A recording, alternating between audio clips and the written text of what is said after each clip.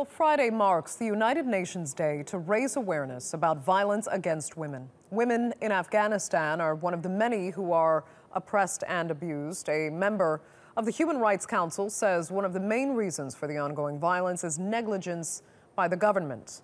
Well, joining us now is Sarah Jones, who is at the Women and Democracy Association Summit here in Istanbul. Hi, Sarah.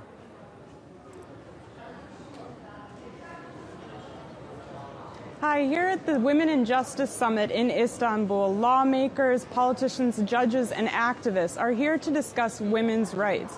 Joining me now is Fawzia Koofi, who's a member of the Afghan Parliament.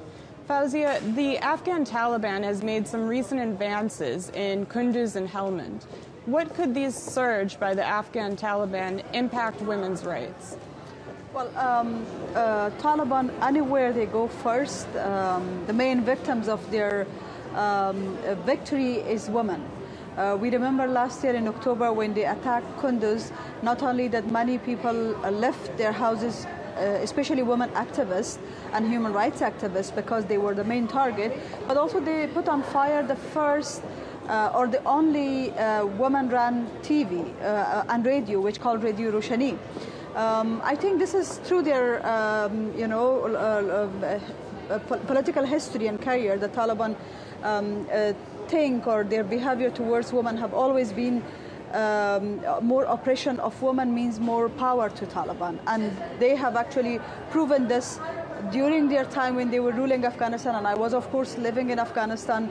I remember how, brutal they were when it came to their action towards women, depriving women from girls, from education. And I was one of those who had to stop my education, becoming a medical doctor, because of Taliban rule.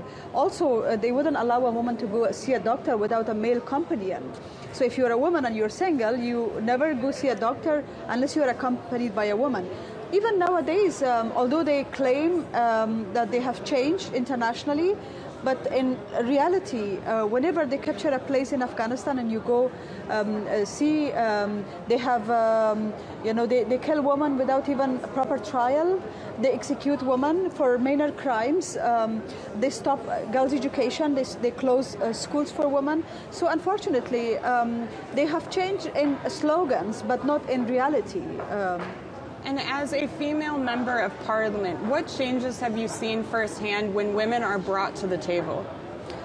I think nowhere in the world you can actually run a machine without the two wheels functioning. So women participation in political, social arena or economic arena is like you have the both wheels functioning.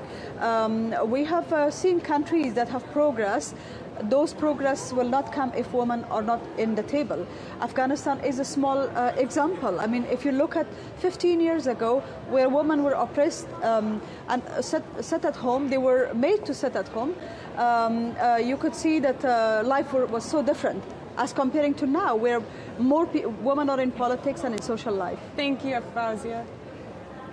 So we have representatives from 35 different countries here in Turkey this weekend to discuss refugees, domestic abuse, and women's rights in general. Andrea?